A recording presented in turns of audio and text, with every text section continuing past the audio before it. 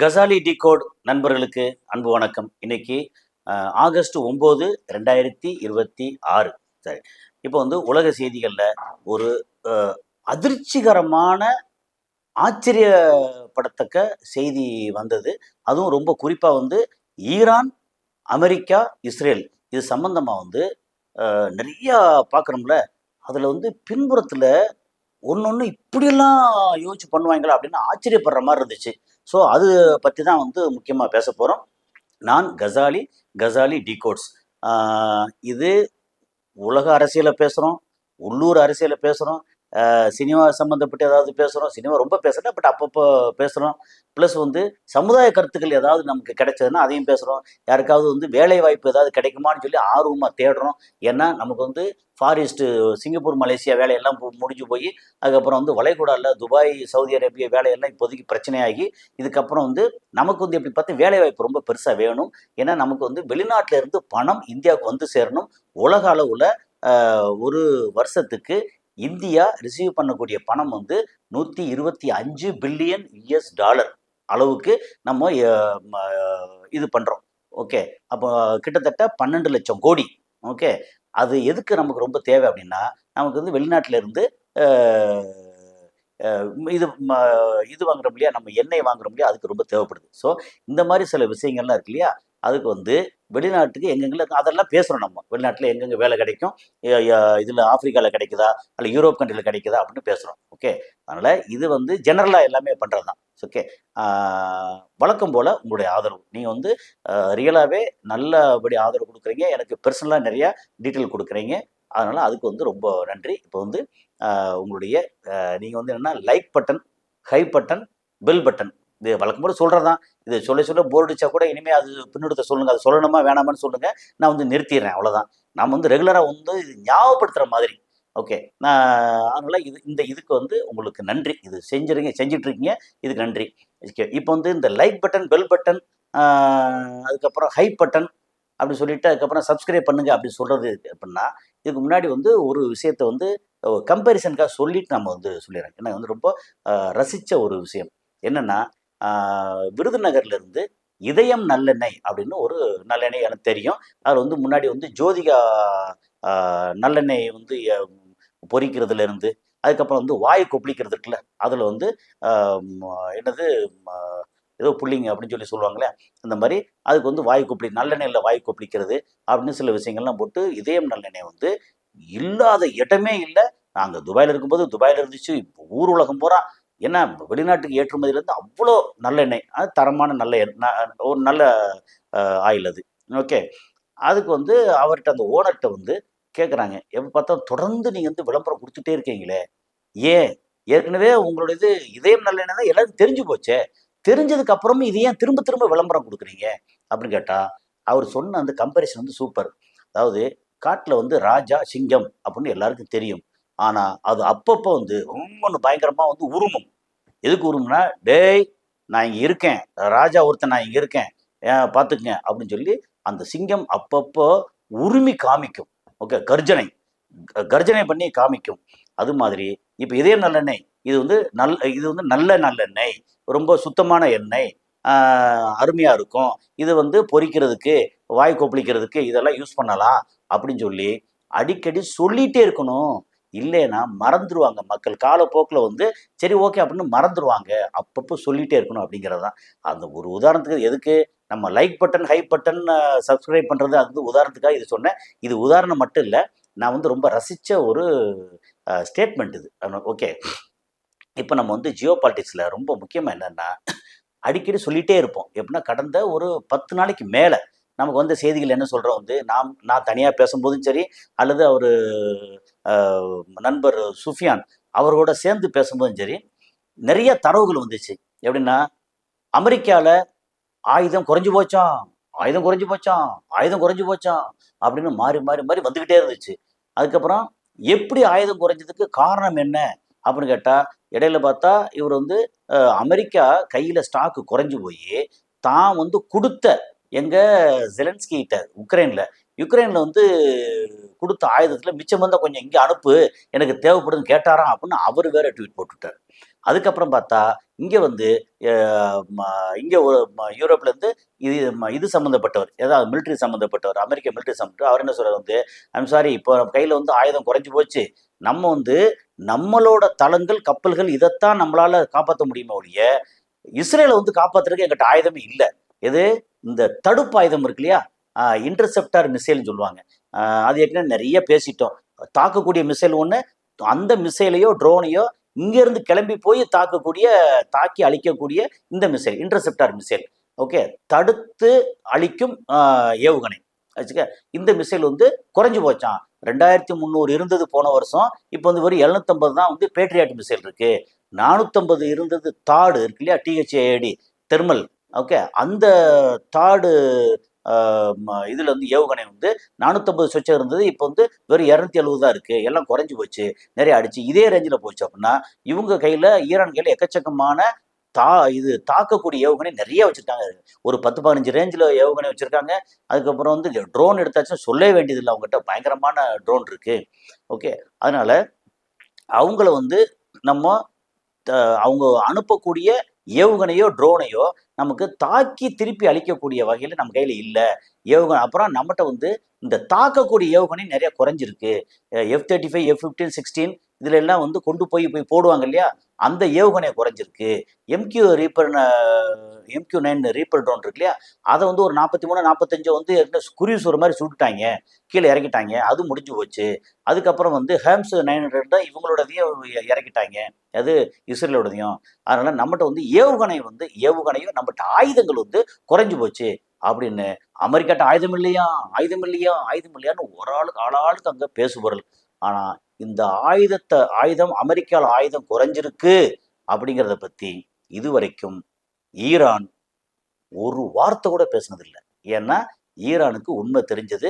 அந்த உண்மை என்னங்கிறது எனக்கு வந்து நிறைய தேடி, எதுக்கு இப்படி சொல்லிட்டு இருக்காங்க, இது ஒரு வகையான ப்ராபகண்டாவோ, அதாவது ஒரு மாதிரி பரப்புதலோ, ஒரு நெரேட்டிவ் செட் பண்றதோ, இவர் வந்து ஜெயிக்க போறாங்கன்னு சொல்லியே ஜெயிக்க வச்சிடறது அப்படின்னு மாதிரி. இவங்க தோக்க போறாங்க, சரியில்லை, ஊழல் ஊழல் ஊழல், தோக்கடிச்சிடுறது. அப்போ தோக்கடிச்சாலும் ஆமா இது ஊழல் வாதிப்பா அப்படின்னு மக்களை வந்து சமாதானப்படுத்துற அளவுக்கு. இப்போ என்னன்னா அமெரிக்கா வந்து இஸ்ரேலோட சேர்ந்து நாடகம் ஆடுறாங்க அப்படின்ற ஒரு தகவல். ஓகே, அப்போ இங்க வந்து என்ன சொல்றாங்க வந்து, 2 நாளைக்கு முன்னாடி அமெரிக்காவில் அவர் வந்து ட்ரம்ப் என்ன சொன்னாரு, ஏய் யாராவது வந்து இந்த மாதிரி லீக் பண்ணீங்க, இங்க இருந்து ஆயுதங்கள் குறைஞ்சு போச்சு அப்படின்னு சொல்லி லீக் பண்ணீங்க அப்படின்னா உங்க வந்து ஜெயிலில் போட்டுருவேன், பயங்கர தண்டனை கொடுப்பேன், ராஸ்கல்ஸ் என்னடா அப்படி பண்ணிட்டு இருக்கீங்க, அப்படிலாம் யாரும் இங்க வந்து பேசக்கூடாது, எங்கிட்ட வந்து தேவையான அளவுக்கு நிறைய ஆயுதம் இருக்கு அப்படின்னு காமெடி மாதிரி சொன்னாரு. அவர் சொல்றத வந்து யாருமே நம்ப மாட்டாங்க. பைத்தியக்காரன் பேச்சு யார் நம்புவா அப்படின்னு மாதிரி அவர் யாருமே நம்ப மாட்டாங்க. அந்த அளவுக்கு அவர் சொல்றாரு அப்படின்னா, எப்போ அப்போ நெசமாவே அமெரிக்காவில் வந்து ஆயுதம் குறைஞ்சு போச்சோ அப்படின்னு. அப்புறம் திடீர்னு பார்த்தா லாக்ஹீட் மார்ட்டின் அவங்களுடைய அமெரிக்கன் கம்பெனி, அதில் வந்து என்ன சொல்றாங்க வந்து, இந்த தாக்கி அழிக்கக்கூடிய மிசைல் இருக்கு பார்த்தீங்களா, அது வந்து ஒரு 1000 மிசைல் தயாரிக்கிறதுக்கு 3 வருஷம் ஆகும். ஆனா அங்க வந்து 1 வருஷத்துக்குள்ள நீங்க வந்து இது தயாரிச்சு கொடுக்கணும். அதுக்கு வந்து 58.62 பில்லியன் US டாலர், அதாவது கிட்டத்தட்ட 5.5 லட்சம் கோடி, அதை வந்து நான் கொடுத்துட்றோம், நீ வந்து உன்னை தயாரிச்சு கொடு அப்படின்னு சொல்லிட்டு அடுத்து கொஞ்ச நாள் கழிச்சு என்னன்னா, இல்லை எனக்கு 1000 பத்தாது, 1 வருஷத்துக்குள்ள 2000 இது வந்து இன்டர்செப்டார் மிசைல் தேவைப்படுது, பேட்ரியாட்டுக்கான இன்டர்செப்டார் மிசைல் தேவைப்படுது அப்படி சொன்னதான் தகவல் வந்துட்டே இருக்கு. அப்ப நிஜமாவே அமெரிக்காவில் வந்து எல்லாம் குறைஞ்சு போச்சு, எப்படி தாக்க போறாங்க, மிசைல் இங்க தாக்கி அழிக்கக்கூடிய மிசைல் குறைஞ்சு போச்சு. அப்ப தாக்குனாங்கன்னா திருப்பி வந்து இவங்க ஈரான் வந்து இஸ்ரேலியா, சவுதி அரேபியா இங்க எல்லாத்தையும் அடிப்பாங்களே, ஜோர்டானு, பஹ்ரைனு, குவைத்து, UAE எல்லாத்தையும் அடிப்பாங்களே, கொஞ்சம் விட்டு அந்த பக்கம் திருப்பி வந்து டியூகோ கார்சியான்னு சொல்லி இந்திய பெருங்கடல் இருக்க ஒரு 4000 கிலோமீட்டர்ல, அதை போய் இன்னும் தாக்குவாங்களே. இப்படி திரும்பி போனா யூரோப்பியன் கண்ட்ரி இருக்க, அங்க வந்து பிரான்ஸு, UK, ஜெர்மனி இதையும் தாக்குவாங்களே. ஓகே, இப்போ இவங்க கையில் எக்கச்சக்கமான ஆயுதம் வச்சிருக்காங்க, நம்ம கையில் ஆயுதம் குறைச்சிருக்கு அப்படின்னு ஒரு மாதிரி நெரேட்டிவ் செட் பண்ணி உலக அளவில் எல்லா பத்திரிகையும் எல்லா மீடியாவும் சோசியல் மீடியா முதற்கொண்டு அமெரிக்காவில் ஆயுதம் குறைஞ்சிருச்சு, அதனால அமெரிக்கா இப்போதைக்கு சமாதான பேச்சுவார்த்தை நம்ம வந்து அடுத்தடுத்து பேசுவோம், சமாதானம் பண்ணி இது பண்ணுவோம், அமெரிக்கா வந்து அடிக்காம சும்மா இருக்கு. அமெரிக்காவோட எண்ணெய் கப்பலை வந்து 2 அடிச்சு இப்போ 3வது அடிச்சிருக்காங்க ஈரான். ஆனா பதிலுக்கு அமெரிக்கா இன்னும் தாக்கல. அப்போ அமெரிக்கா கையில் ஆயுதம் இல்லையா? ஆயுதம் இல்லை, குறைஞ்சு போச்சு. அமெரிக்கா பயப்படுறாங்க. அதுக்கப்புறம் இங்கே வந்து இஸ்ரேல் பக்கத்தில் இருக்கக்கூடிய இந்த சந்தர்ப்பத்தை பயன்படுத்தி எல்லாம் இங்கே ஃபோக்கஸ் பூரா ஈரான் மேலே, இந்த கப்பல் மேலே, செங்கடல் மேலே, ஹவுத்திஸ் மேலே எல்லாம் ஃபோக்கஸ் இருக்கும்போது இஸ்ரேல் வந்து மானாங்கன்னே இன்னும் போட்டு அடிச்சுக்கிட்டு இருக்காங்க இது காசாவையும் லெபனானையும். அதை பற்றி பேசும் பொருளே இல்லை. அந்த இவர் நெத்தன்யாகு வந்து ஈரானை பற்றி ஒரு வார்த்தை பேசலை, இஸ்ரேல் கட்ஸ் பேசலை, பென்கவீர் ஈரானை பற்றி ஒன்றும் பேசலை, எதை பற்றியுமே பேசலை. எல்லாம் வந்து ஈரானுக்கு எனக்கு சம்மந்தமே இல்லையே, நான் ஈரான் எங்கே இருக்குன்னே தெரியாது, இந்த பக்கம் உசிலம்பட்டியில் இருக்குது, தூத்துக்குடி பக்கம் இருக்குது அப்படி சொல்கிற மாதிரி, அப்படி ஒன்றுமே இல்லாத மாதிரி அப்படி அமைதியாக இருக்காங்க. இதெல்லாம் எதை காட்டுகிறது அப்படின்னா, ஒரு இதில் ஒரு கொஞ்சம் கொஞ்சம் நிறைய தேடலில் வந்து சில கிடைச்சது. முக்கியமானது என்னென்னா, வெகு விரைவில் அமெரிக்காவும் இஸ்ரேலும் சேர்ந்து ஈரானை மிக பலமான தாக்குதல் நடத்த போகிறாங்க. அதுக்கு என்னென்னா, எல்லாரையும் நம்ப வைக்கணும்.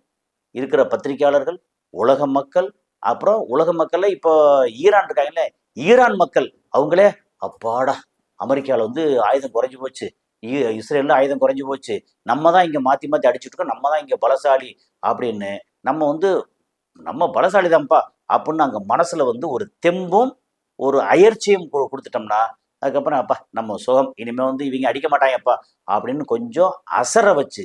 ஏன்னா அந்த மொசாடு உளவாளி, சிஏ உளவாளி எல்லாத்தையும் பிடிச்சி உள்ளே போட்டு சோழி முடிச்சிட்டாங்க. இப்போ உளவு சொல்கிறதுக்கு ஆட்கள் இல்லை பெருசாக அவங்களுக்கு. இப்போ சமீபத்தில் 2 நாளைக்கு முன்னாடி தான் ஒரு 17 மொசாடு உளவாளிகளை பிடிச்சி உள்ளே போட்டாங்க, தூக்கிட்டாங்க இங்கே ஈரானுக்குள்ள. அப்போ ஈரானுக்கு வந்து மொசாடுக்கு வந்து இஸ்ரேலுக்கு வந்து அப்புறம் அமெரிக்காவுக்கு சிஐஏ இவங்களுக்கு வந்து என்னென்னா உள்ள என்னதான் நடக்குது, முஸ்தபா கமி எங்க இருக்காருன்னு தெரியல, அப்பாஸ் ஆராய்ச்சி பைக்கில் போகிறாரு, எல்லாம் பேசுகிறாங்க, என்னென்னவோ திட்டி புதுசாக வந்து டிஸ்பிளே பண்ணுறாங்க, பெரிய பெரிய ஏவுகணை வச்சுருக்குன்றாங்க. அது ஷஹாத் 6 ஒரு ஏவுகணை பார்த்தா 14 கிலோமீட்டர் போகிறதுல பேசியிருந்தோமே அப்படின்றாங்க. இது எல்லாம் வந்து இவ்வளோ தூரம் சொல்லிட்டு இருக்காங்க. ஓகே, ஆனால் இங்கே மக்களுக்கு வந்து என்ன சொல்லுது, ரைட் ஓகே, அப்போ அமெரிக்கா வந்து பாவம் அது ஒரு மாதிரி ரொம்ப ஓவராக பண்ணாங்க, இது வந்து கிறுக்கு அதிபர் வந்து இதெல்லாம் பண்ணிட்டாரு, அதனால் இது எல்லாத்தையும் இருக்கிற பூரா நாசம் பண்ணிட்டாரு, அமெரிக்கா கையில் வந்து பெருசாக ஒன்றும் இல்லை, ஸ்ட்ரென்த்தெல்லாம் ஒன்றும் இல்லை அப்படின்னு நம்ப வச்சு, அங்கே நம்ப வச்சு, சரி ஓகே இவங்க அடிக்க மாட்டாங்கப்பா அப்படின்னு நம்ப வச்சு ரிலாக்ஸாக அந்த ஈரான் வந்து மக்களும் ஐஆர்ஜிசி நேவல் அதிகாரிகள் அப்புறம் அரசில் இருக்கவங்க எல்லாம் கொஞ்சம் இனி அடிக்க மாட்டாங்க, நாம் வந்து ஒமானோட மட்டும்தான் நாங்கள் ஒப்பந்தம் போட்டு ஹர்மோஸை வந்து கையில் கண்ட்ரோல் வச்சுருப்போம், இங்கே வந்து பாபல் மந்திப்பு இவங்க ஹவுத்திஸ் கண்ட்ரோலில் இருக்கும், அப்புறம் ஹவுத்திஸ் வந்து சவுதியை அடித்து இங்கே அடித்து எல்லாம் ஒரு மாதிரி பண்ணிட்டு இருப்பாங்க இல்லையா, எல்லாம் வந்து ஹவுத்திஸ் மேலே ஃபோக்கஸ் இருக்கும். அப்புறம் இங்கே ஹர்மோஸில் என்ன நடந்துக்கிட்டு இருக்கு, இவங்களோட ஒப்பந்தம் என்ன, அதாவது ஈரான் அண்டு ஓமானோட ஒப்பந்தம் என்ன அப்படின்னு எல்லாம் இங்கே பார்த்துக்கிட்டு இருப்பாங்க. இஸ்ரேலேருந்து ஒரு பேச்சும் பேசாமல் இருக்கும். இவங்க கப்பல், அமெரிக்க கப்பல் 2-3 கப்பல் ஆயில் டேங்கர் அடிச்சிருப்பாங்க. இதெல்லாம் நடந்துக்கிட்டு இருக்கும். அமைதியாக எல்லாம் இருக்கும்போது திடீர்னு ஒரு நாள் ஈரானை வந்து அடி பின்ன போகிறாங்க. எக்கச்சக்கமான ஆயுதங்கள் அவங்க கையில் இருக்குது. அமெரிக்கா கையில் இதுக்கு வந்து ஒரு முக்கியமான இதில் வந்து ஒரு சான்று என்ன அப்படின்னா, ஜெலன்ஸ்கி வந்து திடீர்னு அவர் சொல்லியிருக்காரு, அவங்க கையில் ஏகப்பட்டது இன்னும் வச்சுருக்காங்கப்பா, பேட்ரியாட்டோட வான் தடுப்பு சாதனம் அந்த ஏவுகணை நிறையா வச்சுருக்காங்க, அவங்களுக்கு கொடுக்கத்தான் மனசு இல்லை, கையில் நிறையா வச்சுருக்காங்க அப்படின்னு போகிற போக்கில் ஒரு இதை போட்டு விட்றாரு. ஓகே, அந்த ஆள் வந்து அப்படித்தான், சில நேரம் கிறுக்குத்தனம் பேசினா கூட உண்மையை பேசி விடுவாரா, அவர் வந்து அப்படி சொல்கிறாரு, இன்னும் நிறைய இருக்குது அப்படின்னு. ஆனால் அங்கேருந்து வர்ற தகவல் பார்த்தா குறைஞ்சி போச்சான்னு. அப்போது இங்கே வந்து வான் தடுப்பு சாதனம் இவங்க வந்து சவுதி அரேபியாவை காப்பாற்றுறது, யுஏஇ கத்தாரை காப்பாற்றுறது அமெரிக்காவோட நோக்கம் இல்லை, இஸ்ரேலை காப்பாற்றணும். இஸ்ரேலை காப்பாற்றினா தான் இனிமே வந்து குறைஞ்சபட்சம் அப்படியே இந்த பக்கம் அரபு நாடு பக்கம் கண்ட்ரோல் இருக்கு இல்லையா, அப்படியே இந்த பக்கம் ஆப்பிரிக்கா பக்கம் கண்ட்ரோலை வந்து திருப்பணும். இனி எதிர்காலம் வந்து ஆப்பிரிக்காவை இறுக்கி பிடிச்சி அப்புறம் அரபு நாடு இறுக்கி பிடிச்சா மட்டும்தான் அமெரிக்காவுக்கு வந்து லாங் டேர்ம் எதிர்காலம் இருக்குன்னு முடிவு பண்ணி ஏகப்பட்ட ஆயுதங்களை வந்து ரகசியமாகவும் சிலது வெளிப்படையாகவும் கொண்டு வந்து அங்கங்கே முக்கியமாக சேர்த்துட்டு இருக்காங்க. அதுவும் அரபு நாட்டுக்குள்ளேயே சேர்க்கவே இல்லை, அரபு நாட்டுக்குள்ளே வந்தால் தான் எல்லாம் தெரிஞ்சு போயிருப்பேன் அப்படின்னு அதை விட்டுட்டு அங்கே யூரோப் கண்ட்ரீஸ்லேருந்து, இஸ்ரேல்லேருந்து, இன்னும் ஜோர்டான் அடி வாங்கினதுக்கப்புறம் கூட ஜோர்டானில் அப்படின்னு நிறைய சேர்த்துக்கிட்டு இருக்காங்க. அவங்க ஈரானை துவம்சம் பண்ண போகிறது ஒரு வாரமாக இருக்கலாம், ஒரு மாதமாக இருக்கலாம், இன்னும் கொஞ்சம் நாள் கூட ஆகலாம். அவங்கள வந்து அப்பாடான்னு சொல்லி ரிலாக்ஸ் பண்ண விட்டு, அசர விட்டு அப்புறம் அடிப்பாங்க பாருங்க. ஸோ இதுதான் வந்து நம்ம இப்போ உள்ள படிச்சு பார்த்த உடனே, டீட்டெயில் கேட்ட உடனே எனக்கு ஆச்சரியமாச்சு. அட பாவி! இவன்ட்ட ஆயுதம் வந்து இல்லேன்னு சொன்னதுக்கு பின்னாடி இவ்வளோ பெரிய சதி திட்டமா? அவங்க என்ன வேணாலும் பண்ணுவாய்ங்க.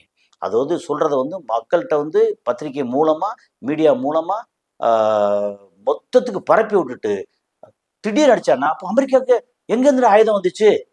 அப்படின்னு கேட்டா, ஆயுதம் வச்சிருக்காய்ங்க.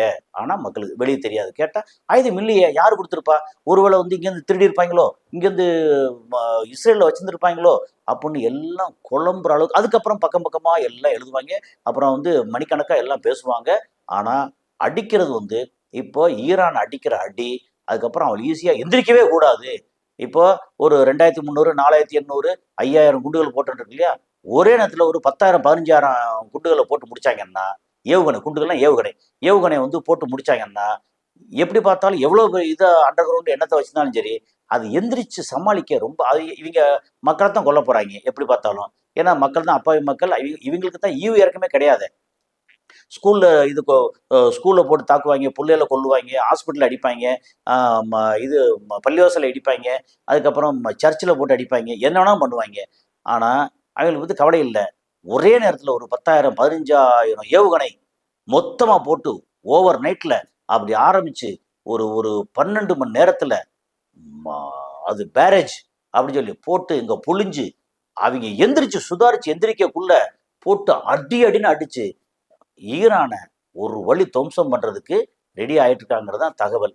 இந்த தகவல் இதை கேள்விப்பட்ட உடனே எப்பா என்னடா இப்படி இருக்காங்க அப்படின்னு தோணுச்சு. ஸோ நம்ம இப்படி சொல்றோம்ல இவ்வளவு நடந்துட்டு இருக்கு இல்லையா? ஈரான் இதுவரைக்கும் ஒரு வார்த்தை அங்க வந்து அமெரிக்கால ஆயுதம் குறைஞ்சு போச்சு, இது இப்படி அப்படின்னு ஒரு வார்த்தை பேசல. இப்போ ஈரானும் இது எதிர்பார்த்தே தயாரா இருக்கிறாங்க அப்படின்னு நான் நினைக்கிறேன். எனக்கு தகவல்லாம் வரல. ஏன்னா இவங்க வந்து ஒரு வார்த்தை இதை பத்தி பேசல. அமெரிக்காவை பத்தி, அமெரிக்காவோட ஆயுதங்களை பத்தி குறைஞ்சு போனதை பத்தி இதை பத்தி எதுவும் பேசல. ஏன்னா கமெண்ட் அடிப்பாங்கல்ல, உங்கள்கிட்ட தான் ஆயுதம் இல்லையாப்பா, நீ ரொம்ப ஓவரா பேசாத அப்படின்னு சொல்லுவாங்கல்ல. அதெல்லாம் ஒன்றும் இல்லை. இதுக்கு முன்னாடி வந்து கப்பல் அடிக்கும்போது பெருசா பேசுனாங்க. அப்புறம் அவங்களுடைய இதெல்லாம் சவுதியில, கத்தார், யுஏல இருக்கக்கூடிய அவங்களுடைய இடத்தெல்லாம் குவைத்தில், பஹ்ரைன்ல அவங்க தளங்கள் அடிக்கும் போதெல்லாம் நிறைய பேசுனாங்க. இதெல்லாம் அடிச்சு தீர்த்துருவோம், இப்படி பண்ணுவோம் அப்படின்னு சொல்லி பேசுனாங்க. ஆனா அமெரிக்கால ஆயுதம் குறைஞ்சிருக்கு அப்படிங்கிற தகவலை மட்டும் ஈரானும் இது வரைக்கும் பேசல. ஏன்னா ஈரானுக்கு தெரியும் இவங்க இந்த மாதிரி எல்லாம் பண்ணுவாங்கன்னு தெரியும் அப்படின்னு நான் நினைக்கிறேன். ஸோ இது வந்து ஈரான் இப்போ இந்த இந்த பொய் பிரச்சாரம் பண்ணி மக்களை உலகத்தை பூரா நம்ப வச்சு திடீர்னு வந்து அடிக்கிறத அடிச்சு அமெரிக்கா இஸ்ரேல் ஜெயிக்க போறாங்களா, அல்லது இவங்க இப்படிலாம் அடிப்பாங்க எதிர்பார்த்து அவங்க ஆரம்பிக்கிறதுக்கு முன்னாடியே எல்லாம் கரெக்டா பார்த்து ஆரம்பிக்க முன்னாடியே இவங்க வந்து திருப்பி தாக்கி அடிக்க போறாங்களா, இஸ்ரேலை வந்து இல்லை அமெரிக்கா வரைக்கும் வந்து போகக்கூடிய அந்த ராக்கெட்லாம் இது ஏவுகணை விட போறாங்களா என்னன்னு தெரியாது. எதுவாக இருந்தாலும் அமெரிக்கா ஒரு முடிவு காணாம இங்கேருந்து கிளம்பாது. எப்படி பார்த்தாலும் வந்து இன்னும் ஒரு 2, 3 வருஷத்துக்கு வந்து இந்த போரை கொஞ்சம் கொஞ்சமா முன்னுக்கு இழுத்துக்கிட்டே இருப்பாங்க. சாக விட மாட்டாங்க, வாழ விட மாட்டாங்க. அப்படித்தான் நினைக்கிறேன். என்ன நடக்க போகுதுன்னு தெரியல. ஆனா இந்த மாதிரி ஒரு சூழ்ச்சி இருக்கு இல்லையா? இது உண்மையிலே எனக்கு ரொம்ப ஆச்சரியப்பட வச்சது. அதிர்ச்சியாகவும் இருந்தது. ஸோ அடுத்த காலம் சந்திப்போம். நன்றி.